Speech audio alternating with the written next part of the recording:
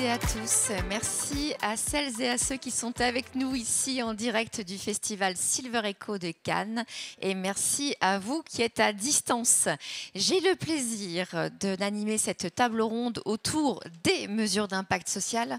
Comme vous l'aurez compris dans ce titre, il n'y a pas qu'une expérience mais plusieurs expériences d'évaluation d'impact social et c'est justement ce qui va nous rassembler cet après-midi pour parler du sujet et avoir le retour d'expérience et le point de vue sur le sujet de différents acteurs de notre écosystème. Je suis Marie Libert, je travaille chez Malakoff Humanis Agirc Arrco et je suis ravie d'être avec vous cet après-midi.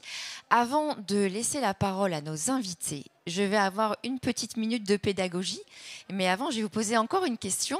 Est-ce que parmi vous, la mesure d'impact social, ça vous parle ?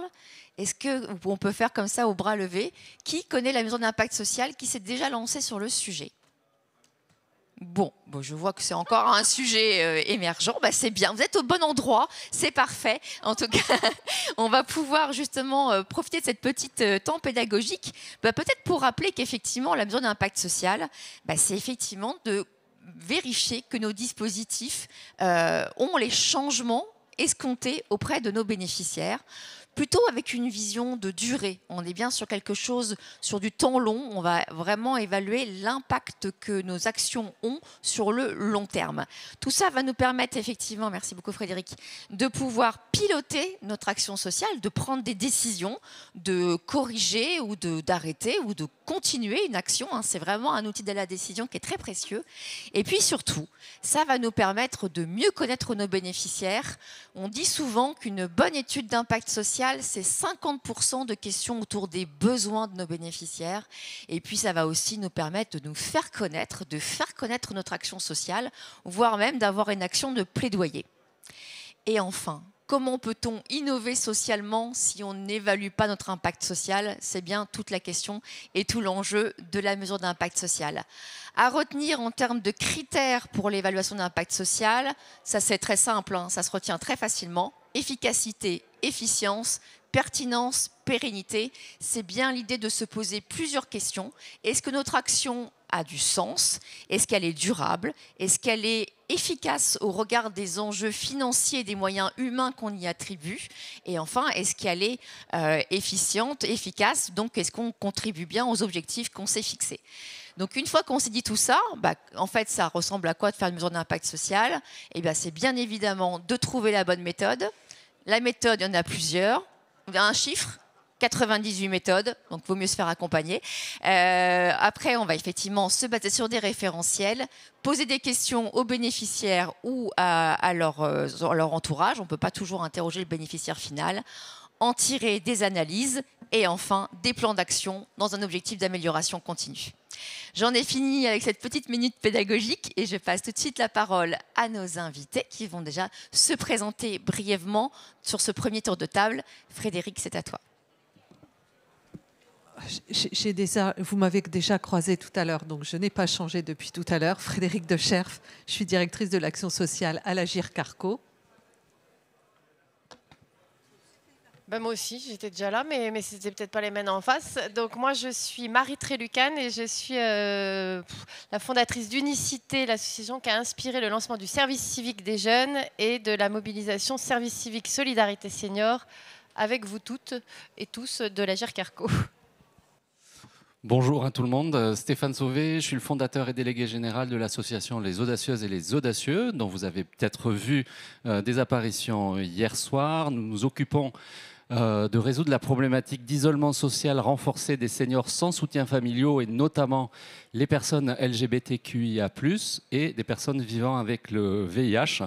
4 actions du lien social, de la convivialité, de la santé, du bien-être et de la prévention à perte d'autonomie, de la formation en EHPAD autour du sujet de la vie affective et sexuelle de la personne âgée et une réponse aussi par l'habitat participatif avec notre projet phare, la Maison de la Diversité. Bonjour à toutes et à tous, je m'appelle Marius Drini, je suis le président et le fondateur de Villageois.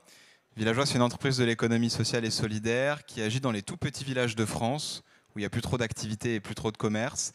Et on y ramène des services de santé, des services publics, des commerces et des animations sous la forme de fêtes de village itinérantes. Donc on agit vraiment dans les toutes petites campagnes très peu denses et on est actif aujourd'hui dans une quinzaine de départements à travers le pays. Magnifique, merci beaucoup, merci pour cette présentation.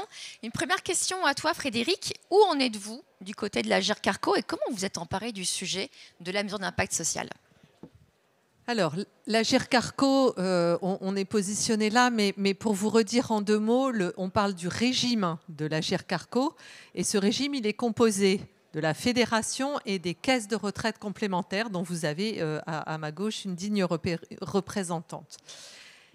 Ce sont les caisses de retraite complémentaires qui sont opérateurs et qui mettent en place les services d'accompagnement et de prévention, qui mettent en place cette action sociale. Je ne dis pas trop action sociale, tu sais pourquoi.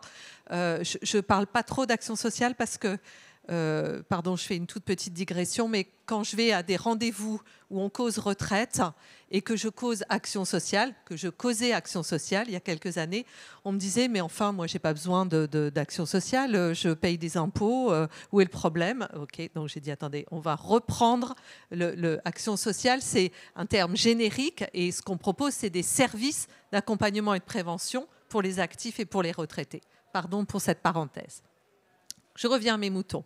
Mes moutons, ce sont les caisses de retraite complémentaires qui, elles, agissent sur les territoires et sur le terrain. Donc, ce sont tous les acteurs que vous avez là, AG2R, Malakoff Humanis, l'Alliance professionnelle, c'est ces caisses qui, sur le territoire, vont chercher les entreprises, les services, les pépites, les actions innovantes et développent une activité en travaillant avec ses partenaires sur les territoires. C'est comme ça que ça fonctionne. Et cette innovation, elle est donc portée par les caisses de retraite complémentaires qui sont sur le territoire. Ces caisses, je peux le dire aujourd'hui, elles ont été très honnêtement pionnières sur cette logique de mesure d'impact. Parce que, vous l'imaginez bien, qui dit travailler avec des entreprises, des associations et des structures, c'est amener aussi, pas seulement, mais aussi du financement. Ce financement, progressivement, il peut être assez significatif. Donc, dès le départ, et depuis un certain nombre d'années, cette logique de à quoi ça sert, c'est quoi la valeur ajoutée du service concrètement, c'est quelque chose qui nous anime évidemment chaque jour. Et je le dis assez régulièrement dans mes équipes, si c'était votre propre argent, est-ce que vous investiriez sur telle ou telle activité ou tel service? Donc voilà, on est dans cette logique-là et on a besoin de montrer, que les clients sont satisfaits, ça quand même, c'est un peu la moindre des choses, hein. Donc on fait des mesures de satisfaction, mais on a développé, vous avez développé, on s'y met collectivement tous ensemble, des vraies mesures d'impact. Je dis vrai parce qu'il y a des méthodologies qui ne sont pas des méthodologies pertinentes en termes de mesures d'impact. Donc voilà, on a vraiment porté le sujet collectivement pour le faire avancer et nous permettre de faire des choix, parce que les besoins sont illimités et les ressources se font de plus en plus rares. Donc on se doit, à un moment donné, d'expliquer à nos politiques qui nous gouvernent dans nos organisations que les subsides et les moyens que l'on met pour développer tel ou tel service, ça a du sens et on est capable de le prouver au travers de nos mesures d'impact. Merci beaucoup Frédéric. Marie, à toi. Est-ce que tu peux nous dire pourquoi vous avez initié la démarche d'évaluation au sein de la NDSS2S et quels moyens et quelle organisation vous avez mis en œuvre pour y répondre? Peut-être juste pour clarifier pour ceux qui n'étaient pas là tout à l'heure, donc le service civique Solidarité Senior, c'est une mobilisation qui a été créée à l'origine par l'IRC Malakoff Humanis, aujourd'hui la Fédération Agir Carco, avec beaucoup d'acteurs du secteur et les 2 ministères de tutelle, et qui a pour vocation de mobiliser chaque année des milliers de jeunes auprès des personnes âgées isolées en établissement ou à domicile. Ce sont des jeunes qui donnent une année de leur vie en étant formés, accompagnés, indemnisés, mais pour aller lutter contre l'isolement des personnes âgées, essayer de prévenir la perte d'autonomie. Donc pourquoi il fallait une mesure d'impact? D'une part parce que et l'État et la Fédération Agir Carco mettent quand même beaucoup de sous dans un dispositif. L'objectif, c'est quand même de vérifier est-ce que ce dispositif est pertinent. Est-ce qu'il atteint, c'est un peu ce que tu disais tout à l'heure, en parlant d'efficacité, est-ce que les objectifs qu'on s'est fixés, on les atteint ou pas concrètement, in fine? Et donc on avait 3 objectifs: lutter par ces jeunes contre l'isolement social et prévenir la perte d'autonomie.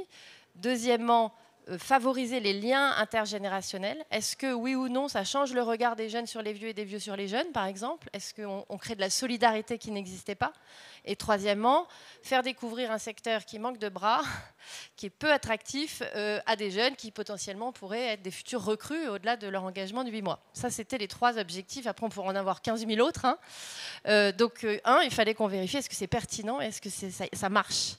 La deuxième chose, c'est plutôt un souhait de piloter. Alors nous, on appelle ça piloter à l'impact, c'est-à-dire de réajuster concrètement ce qu'on fait au regard de ce qui marche plus ou moins bien. Vous voyez ce que je veux dire? Donc en fonction, si on voit que tel type d'accompagnement, ça marche mieux, ça lutte davantage contre l'isolement, ou ça convainc, par exemple, faire intervenir des jeunes dans les établissements. Il y avait tout un débat, est-ce que oui ou non on continue, ou vaut mieux faire que du domicile. On s'est rendu compte quand même que ça a amené les jeunes à découvrir le secteur, et s'il y avait plus d'impact sur les choix d'orientation professionnelle pour les jeunes, si quand même ils mettaient un pied dans des établissements.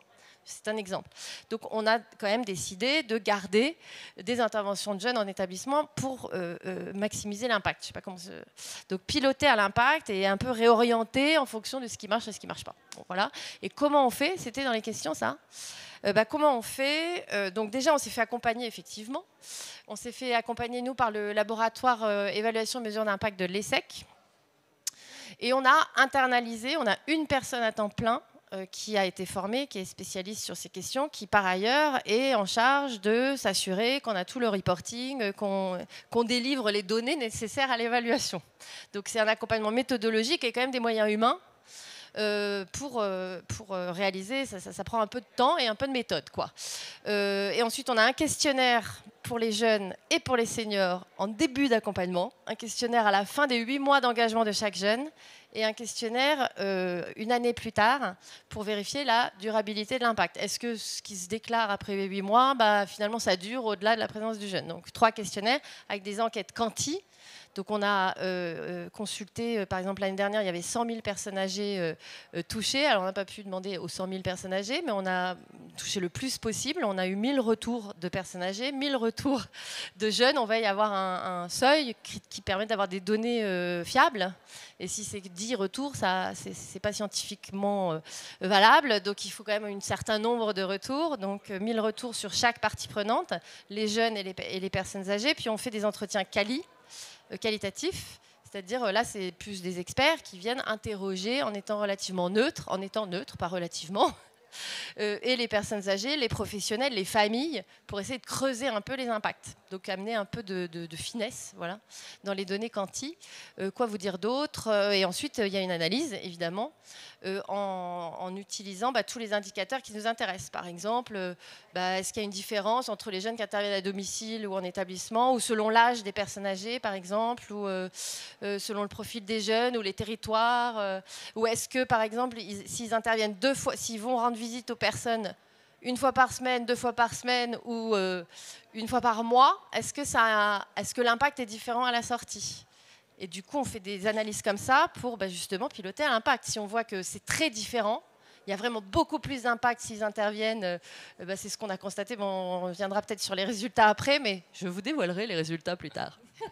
Merci beaucoup Marie, c'est très intéressant effectivement. Et toi Stéphane, c'était quoi le déclic? Qu'est-ce qui a fait que la mesure d'impact est rentrée dans ta vie? Alors je pense que déjà à la base, tout acteur de l'ESS ou tout entrepreneur a vraiment une intention sur de l'impact positif. Au-delà de la belle intention, le premier accompagnement que j'ai eu chez Ticket for Change, c'était de rester amoureux de sa problématique et pas de sa solution.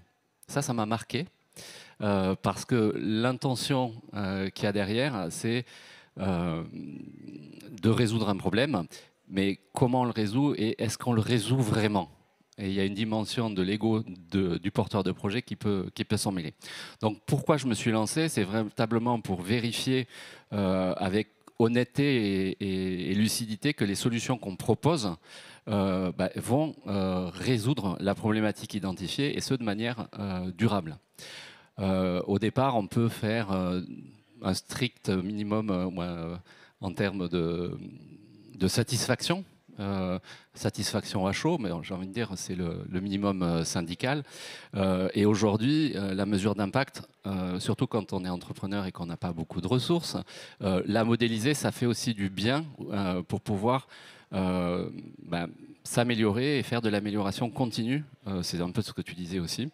Et l'idée, là, c'était d'avoir le retour le plus honnête possible de nos bénéficiaires sur les actions qu'on entreprend. Bien évidemment, ce que Frédéric disait aussi sur l'efficience, c'est-à-dire qu'on a des ressources limitées, donc comment on optimise l'utilisation de nos ressources pour avoir le plus de bénéfices pour les bénéficiaires et pas pour se faire plaisir. Donc du coup, ça c'est vraiment important. Et puis c'est aussi une transparence et comment on crée la relation de confiance avec nos partenaires et nos financeurs. On ne rend pas des comptes, mais quand même. Ça satisfait et ça nous permet pédagogiquement aussi d'avancer. Et je pense qu'on parlera un peu plus tard d'impact systémique. C'est comment on fait bouger le système quand on est un tout petit et que les grands peuvent nous aider. Voilà. Et l'illustration, donc. Nous, je vous ai dit, le projet phare, c'est la Maison de la Diversité. La Maison de la Diversité, c'est un projet immobilier. Un projet immobilier, quand on est très très fort, c'est 5 ans. Quand on a un Covid au milieu, c'est 7 ans.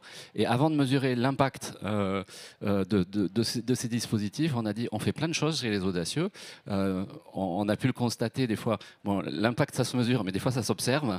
Et aujourd'hui, on lance une mesure d'impact sur les activités de convivialité et de santé et de bien-être, et pour démontrer que ce que l'on fait déjà avant l'ouverture des maisons et la mesure d'impact, pour pouvoir continuer à financer les autres projets qui arrivent. Merci beaucoup Stéphane. Marius, à toi, effectivement, quand on a 3 ans, c'est ça, hein, pour le Villageois, comment on se lance effectivement cette mesure d'impact social en étant en phase de démarrage? Alors le fait qu'on soit jeune avec Villageois dans tous les sens du terme a fait qu'on est né dans un monde où la mesure d'impact social était déjà la norme et obligatoire. Alors peut-être que les structures ici autour de la table ont accompagné cette transition. Nous, on est nés dedans. Et en fait, dès la première tournée qu'on avait fait à la base un peu en amateur un été après le Covid, on avait déjà fait une étude à cette époque-là parce qu'on savait, avec nos petits moyens, donc ce n'était pas une étude flamboyante, on savait qu'il était nécessaire de rendre compte sur ce qu'on faisait. Et aujourd'hui, nous, on travaille beaucoup avec les acteurs du bien vieillir qui ont en effet instauré cette notion qui est reprise désormais dans beaucoup d'autres domaines. Et on travaille aussi beaucoup avec les acteurs publics et les collectivités locales qui ont aussi leur forme d'évaluation et de mesure d'impact qu'elles demandent, avec des critères parfois un peu différents. Mais ce que je veux dire, c'est le temps d'un président de conseil départemental qui vous valide une action juste parce qu'il aime bien et qui trouve ça stylé. Ce temps-là est révolu. Moi, je ne l'ai jamais connu. Et en fait, maintenant, il y a une batterie de résultats à montrer, de tests à passer, d'évaluations à rendre dans tous les rangs de la commune jusqu'à la région. Donc nous, on est nés dedans. C'était une nécessité dès la première année. Et puis après, on a eu peu à peu les ressources pour la formaliser. La deuxième, et vous en parliez, c'est sur l'aspect de l'efficience, parce que Villageois a la particularité d'évoluer dans un milieu rural très très peu dense, dans lequel tout est plus long, tout est plus cher, il faut faire des kilomètres pour tout. Et donc ça a été presque une notion de survie pour nous dès le début, de prouver qu'avec les ressources qu'on avait, malgré ce milieu qui était très peu dense et peu favorable à l'action de masse, on arrivait quand même à avoir certains chiffres, à avoir une certaine constance, à avoir un certain impact qu'on arrivait à reproduire dans tous les villages. Enfin, c'est un outil interne, parce que les premiers lecteurs des études que l'on rend, ce n'est pas les financeurs, c'est l'équipe Villageois en elle-même, parce que bon, ils relisent un petit coup quand même, c'est quand même eux qui ont fait le travail, donc on leur demande leur ressenti avant d'envoyer. Et chez Villageois, on recrute des jeunes qui ont choisi de partir à l'aventure dans les villages pour avoir un lien direct avec la population et pour se sentir utiles. Et il y en a beaucoup d'entre eux qui ont quitté des jobs où justement ils se sentaient trop tertiaires, trop éloignés du terrain, ils ne voyaient pas le bout de leur travail. Donc en fait, l'équipe est demandeur de sa propre étude d'impact, c'est pour ça qu'on essaie de la sortir assez vite pour chaque département. Et quand on mène justement des études de rappel, comme tout le monde fait ici, où on essaie de recontacter les gens 3-6 mois après, ben on fait en sorte que ce soit les jeunes qui se sont occupés de ces événements-là et de ces gens-là, qui soient les mêmes à les rappeler. Et donc en fait, je dis aussi qu'on est né avec, parce que toute la méthode de mesure d'impact social chez Villageois, on l'a internalisée. Ce n'est pas un cabinet extérieur qui nous fait notre mesure d'études, c'est nos propres équipes qui, pendant qu'elles travaillent dans l'opérationnel, aussi passent leur temps à mesurer les opérations d'avant, qu'elles ont elles-mêmes opérées il y a quelques mois. Et donc en quelques mots, qu'est-ce qu'on fait concrètement ? Sur les événements qu'on organise, on mesure 2 types d'impact. Le premier, c'est ce qu'on appelle la lutte contre le non-recours, c'est-à-dire le fait qu'il y ait plein de personnes dans les villages qui aient le droit à des aides, mais qui ne les demandent pas par manque de connaissances. Là, c'est une étude d'impact assez concrète, puisqu'on mesure tout simplement le nombre de services qu'on a fait découvrir à des gens, et surtout, on peut suivre avec les services qui viennent sur nos dates le nombre de démarches qui ont été ouvertes. Donc eux nous font une remontée, et donc on peut dire très clairement, dans tel village, il y a 10 personnes qui ont pu refaire leur carte grise, il y a 2 personnes qui ont pu rentrer dans un processus d'aide, d'adaptation du logement, etc. Et après, par contre, et je pense qu'autour de la table, on le partagera, le deuxième impact social, c'est celui de la relance du lien social dans les communes, et ça, c'est quand même moins concret à mesurer, et c'est quand même un challenge pour beaucoup de structures de mesurer l'impact réel qu'on a sur le lien social. Et pour Villageois, la tournure qu'on a prise, c'est que, bien sûr, on est capable de dire que sur les événements, les gens se sont parlé, ils ont échangé, on le mesure dans les questionnaires, mais nous, on le mesure aussi à des manifestations concrètes qui sont la recréation des associations locales des villages. Les comités des fêtes, les comités de chasse, les clubs de belote, les clubs de randonnée, etc. Et ça, on voit si des groupes, après notre passage et l'accompagnement qu'on en fait, arrivent à, entre guillemets, se pérenniser 6 mois, 1 an après. Et donc, ça nous donne un moyen concret de mesurer sur le lien social, qui est quand même un sujet plus qualitatif la plupart du temps. Merci beaucoup, Marie. C'est toujours très intéressant de voir l'impact sur les bénéficiaires, mais aussi sur la société en général. Frédéric, alors on a un échantillon de 3 tailles de structure et 3 dates d'ancienneté de structure. Alors voilà, quel message souhaiterais-tu faire passer à tout cet écosystème qui nous rassemble aujourd'hui autour de la Silver Eco ? Alors, le premier, c'est assez drastique, mais moi, je rêverais que toutes les conventions de partenariat qui sont portées par les institutions de retraite complémentaires et donc le régime dans sa globalité puissent intégrer une mesure d'impact de façon obligatoire et que ça soit réfléchi. Vous dites que vous êtes né dedans et j'en suis ravie, mais voilà, on a eu quand même beaucoup de partenaires qui n'avaient pas cette étude, cette prise de conscience et cette volonté d'aller vers cette logique-là. Donc voilà, moi, à un moment donné, je rêverais que l'ensemble de nos conventions de partenariat soit inclus systématiquement une mesure d'impact, et une mesure d'impact qui soit celle que nous avons choisie ensemble, c'est-à-dire des critères, une méthodologie, enfin voilà, avec un certain nombre de points de passage obligés, parce que je répète, il continue à y avoir, pardon de le dire comme ça, un peu à boire et à manger sur le sujet de la mesure d'impact. Donc voilà, moi je rêverais de ça et on va largement contribuer au fait qu'on parvienne à ça. Ça, c'est le premier sujet. Le deuxième message, tu l'as un peu dit tout à l'heure, cette mesure d'impact, elle a réellement des bénéfices pour toutes les parties prenantes que vous avez évoquées tout à l'heure. Elle a aussi des bénéfices sur le positionnement de notre stratégie. Quand Marie disait tout à l'heure, on évalue parce qu'au départ, c'est normal. On ne sait pas, les jeunes en service civique, est-ce qu'il faut qu'ils viennent 3 fois par semaine parce que ça a du sens. On a tous des avis très partagés et très personnels là-dessus. Mais pour de vrai, j'en sais rien. Donc, à un moment donné, d'évaluer ce que ça produit en sentiment de mieux-être avec des critères objectivés. Est-ce qu'il faut 1 visite par semaine, 2 visites par semaine ou 1 par mois ?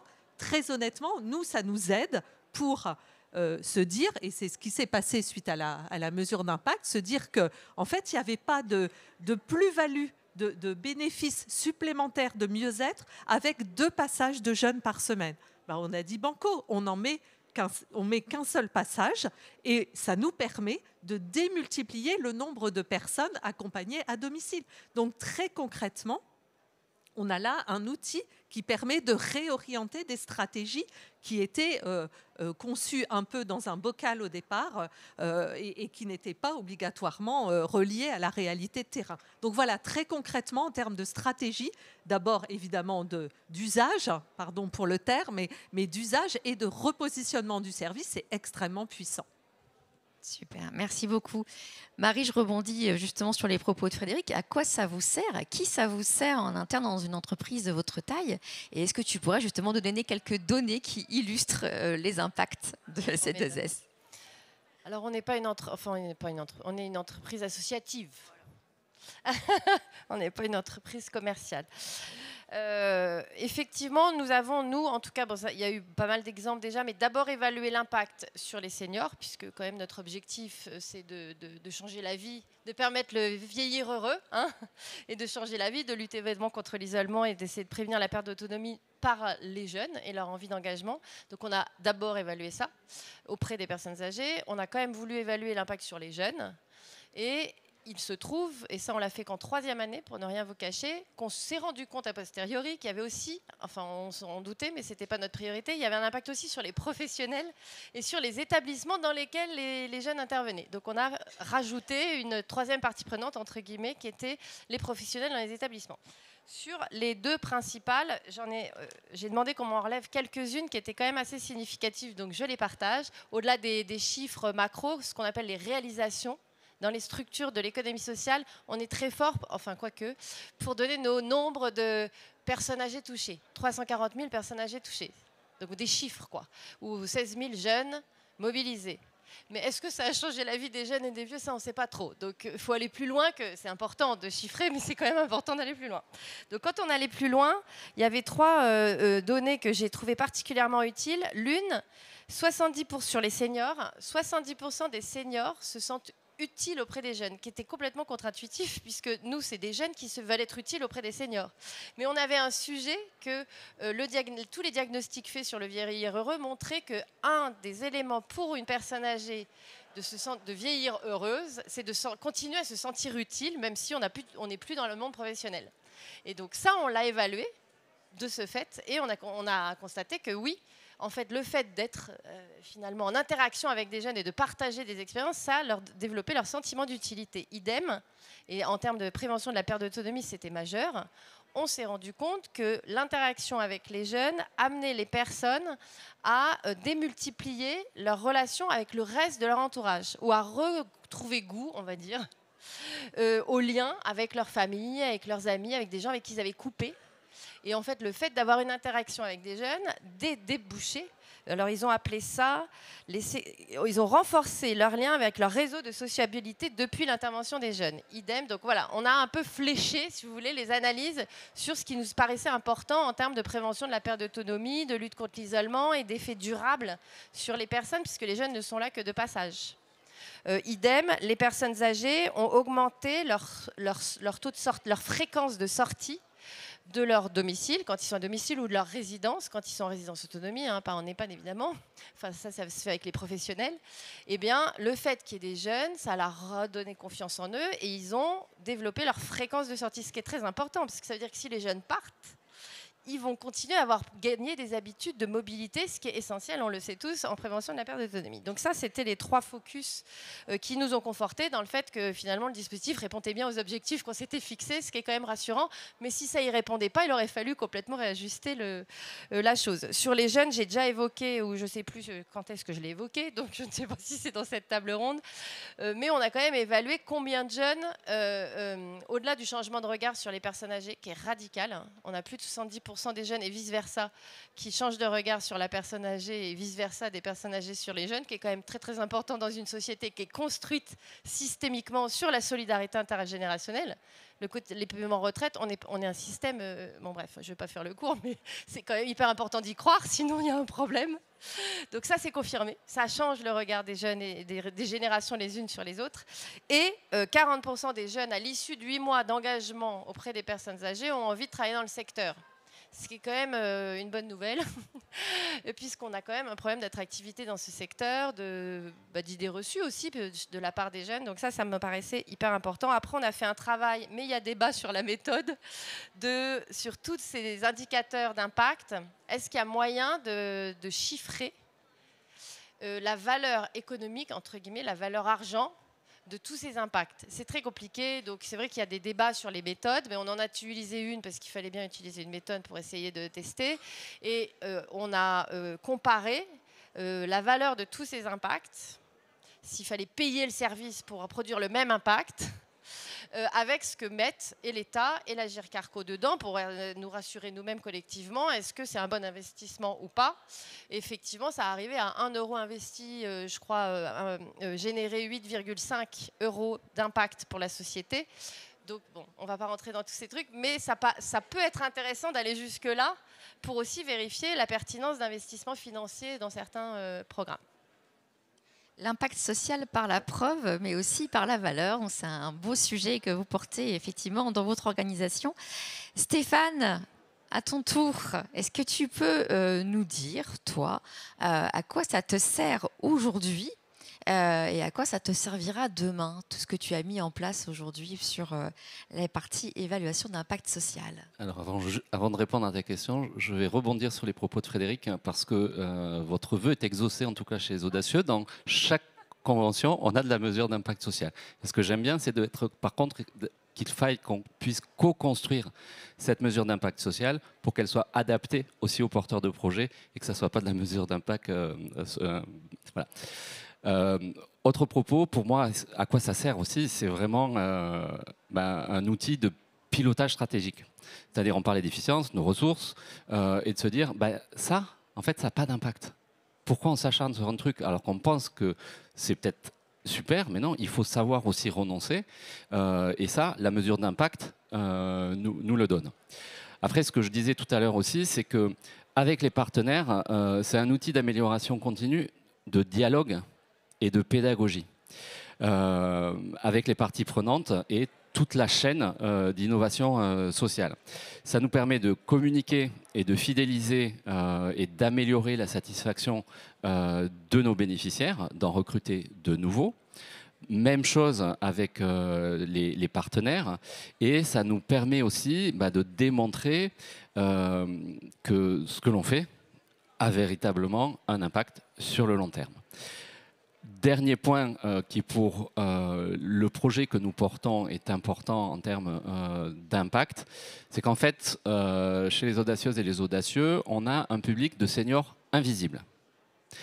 Qui dit senior invisible, on pourrait faire un raccourci, une population qui est invisible n'existe pas. Si elle n'existe pas, elle n'a pas de besoin. S'il n'y a pas de besoin, il n'y a pas de réponse. Voilà. Donc nous, ça va nourrir aussi notre plaidoyer parce qu'on a cette intuition profonde que ce que l'on fait est utile. On le démontre d'autres manières. Là, on va l'étayer de données avec des méthodes qui ont fait leur preuve depuis que l'impact social existe. Je retiens cette notion de dialogue partenarial à travers la mesure d'impact social. Ça me paraît effectivement tout à fait essentiel. Marius, c'était quoi vos enjeux chez Villageois quand le sujet de la mesure d'impact social, donc, qui est arrivé dès le début, a été mis en place?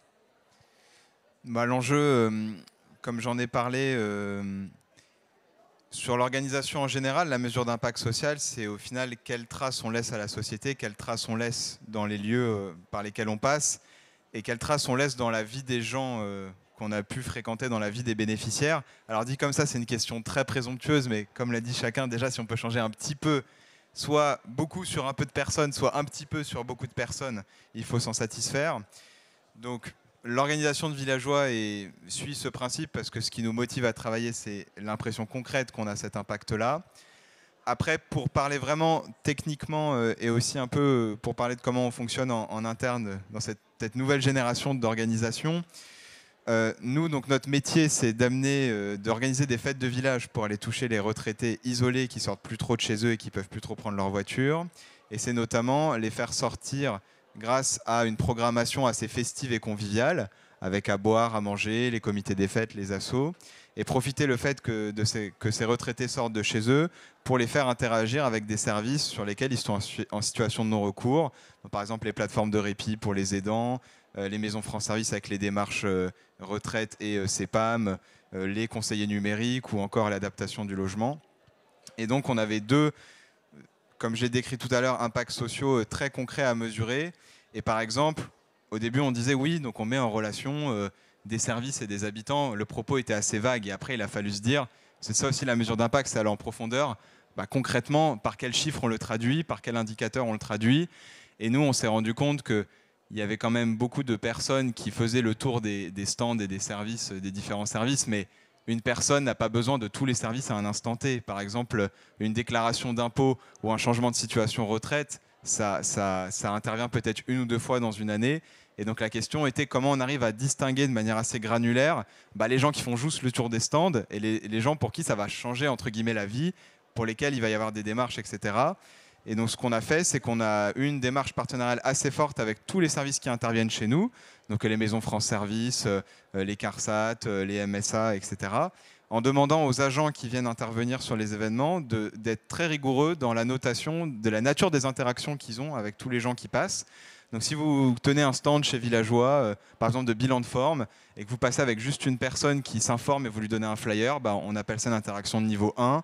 Et si la personne, par contre, elle fait un bilan de forme et elle s'inscrit et elle revient à la visio d'après pour suivre le programme, et on va plutôt l'inscrire à ce qu'on appelle nous un niveau 3, qui est vraiment le niveau qu'on vise.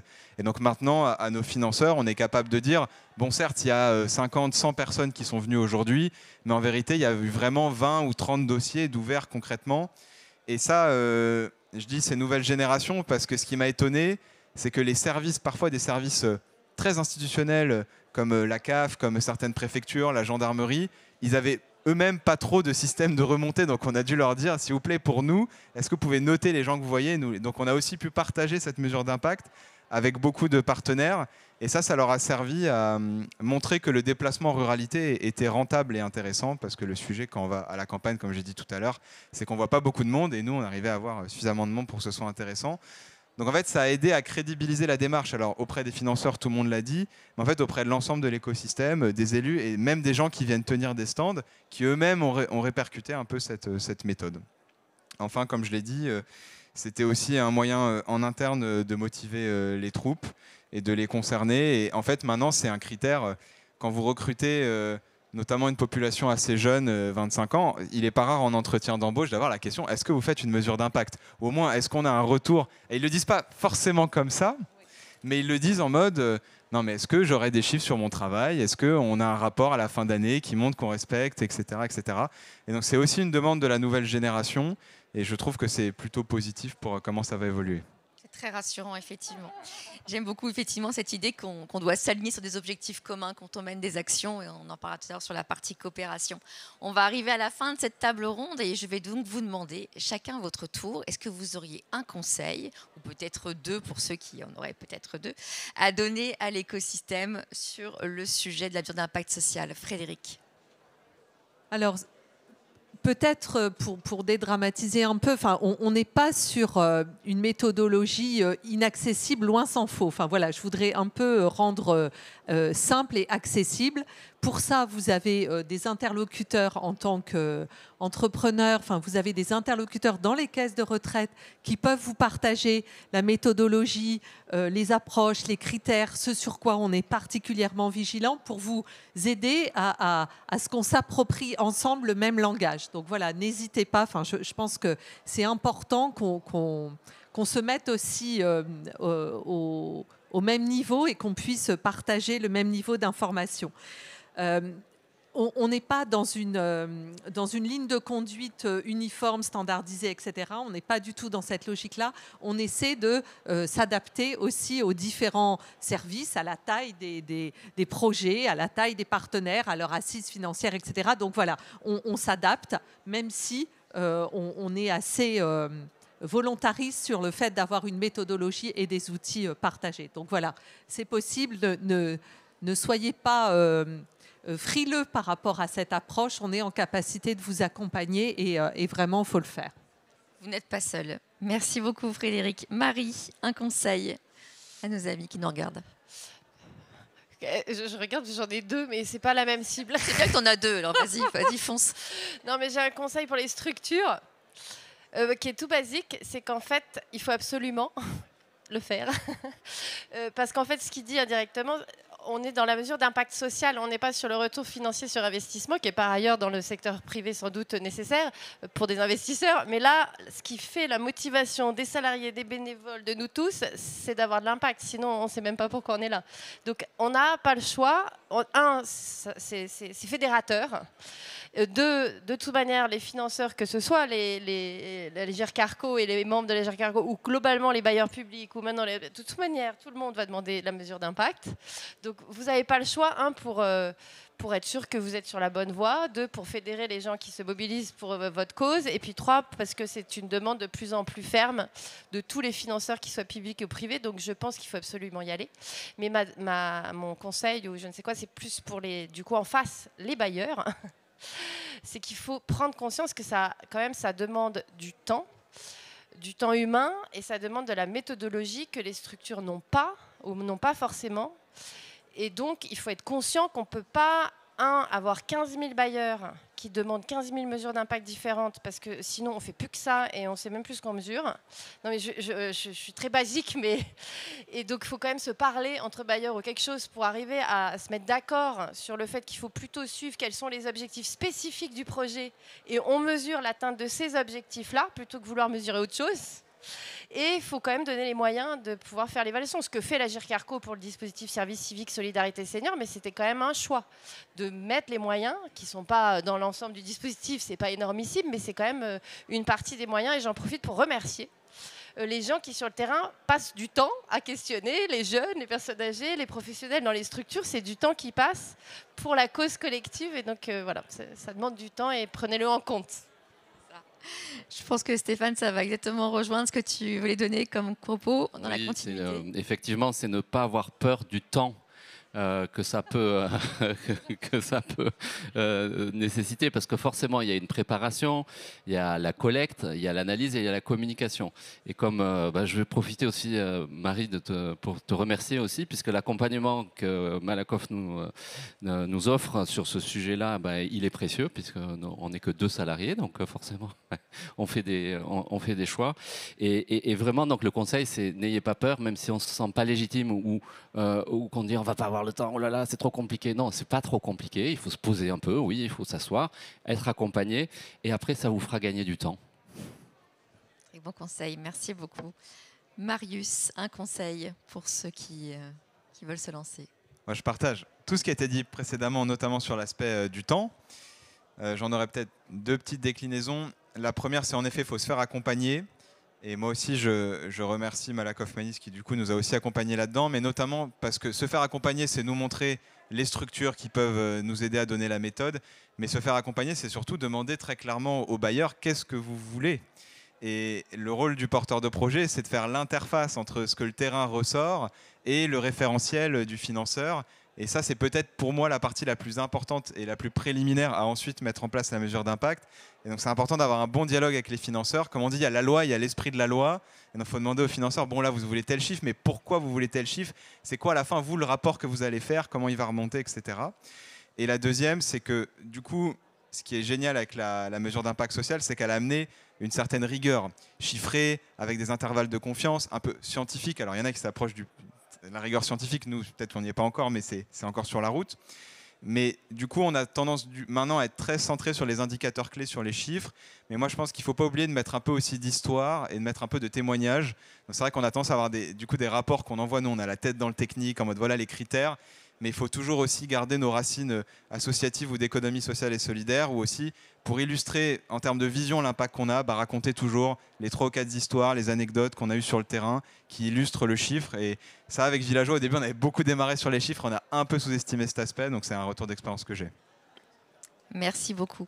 Et effectivement, pour aller encore un tout petit cran plus loin, il y a l'évaluation systémique qui prend de plus en plus de place dans les débats aujourd'hui et qui permet de se dire qu'effectivement, quand on lance une coopération, quand on est plusieurs acteurs à s'attaquer à un sujet de société, à un défi de société, c'est aussi extrêmement intéressant de pouvoir évaluer la contribution de chacun pour faire bouger les lignes et changer le système. Mais c'est un autre débat qui nous amènera à en rediscuter. Peut-être rendez-vous l'année prochaine pour continuer les échanges sur le sujet. Merci infiniment à vous quatre et bon festival. Merci.